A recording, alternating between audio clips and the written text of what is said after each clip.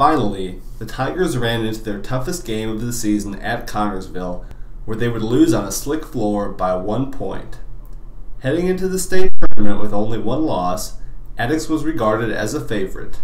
And as the state tournament began, Attucks was on a mission, breezing through sectionals with no games closer than 14 points, and then absolutely demolishing everyone in their regional. Attucks finally met their match in the semi-state final against Muncie Central.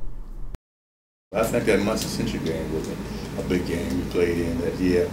That was in 55. I think they were rated number 1, and we were rated number 2.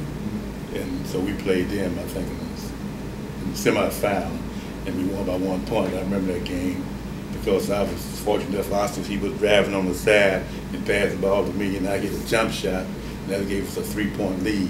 And they came back and scored and had left for 1 point. I think it was only about 7 seconds left to play, or 11 seconds.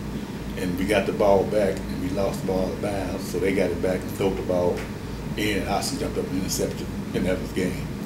But like I said, if I would have hit the 2 points, who knows, we might have lost. In the Final Four, the evolving nature of high school sports was becoming evident. 2 of the teams, Gary Roosevelt and Attucks, were all black, and the other 2 teams combined to put forth 3 more black starters, ultimately leading to a very integrated state finals. Attucks breezed through the semifinal game, then squared off against Gary Roosevelt, another school that was all black and had been created to segregate a city. It was both a triumphant and sad moment for the black community. On one hand, 2 black schools had triumphed over racism and oppression to reach the pinnacle of basketball success, something that many had never deemed possible. At the same time, it also served as a sad reminder that segregation in Indiana was still a tangible reality. Attucks won the state final over Roosevelt, 97-74. It was a banner day for the entire city of Indianapolis, especially its black community. CrispusAttucks became not only the first Indianapolis team to win a state basketball championship, but also the first all-black high school team to win an open state championship in the entire nation. See, before then, the city of Indianapolis had never won a championship. So we were the first and had to be an all-black team.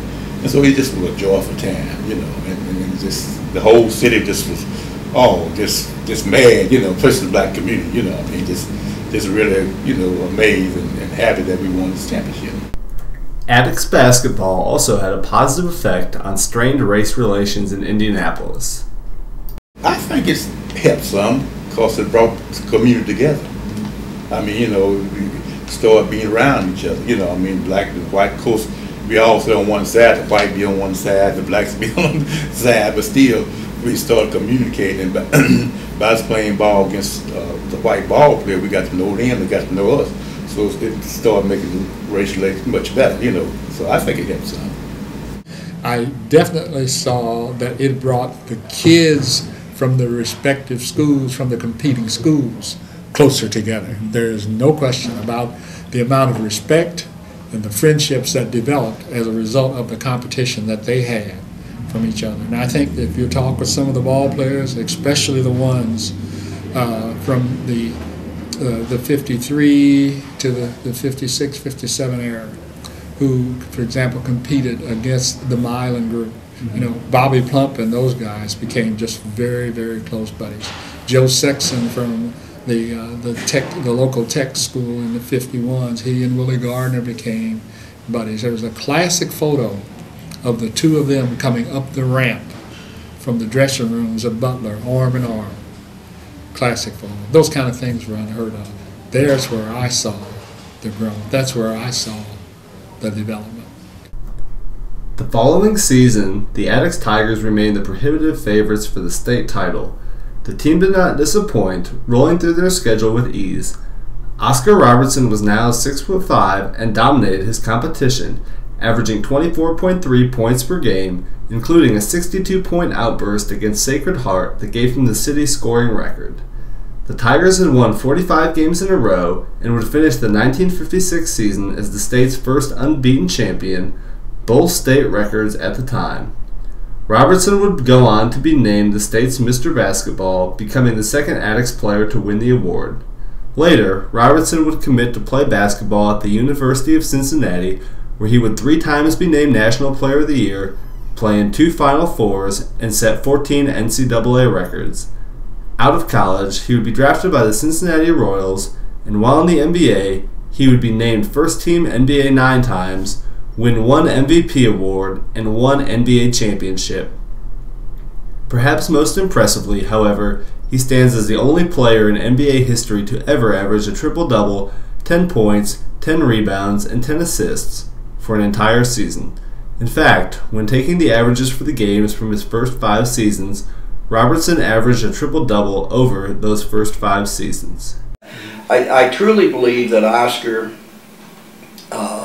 if he isn't the greatest all-around player that knew the game, saw the game, could make other players much better because of them playing with him, he may have been the greatest all-around basketball player that ever played the game, including Michael Jordan.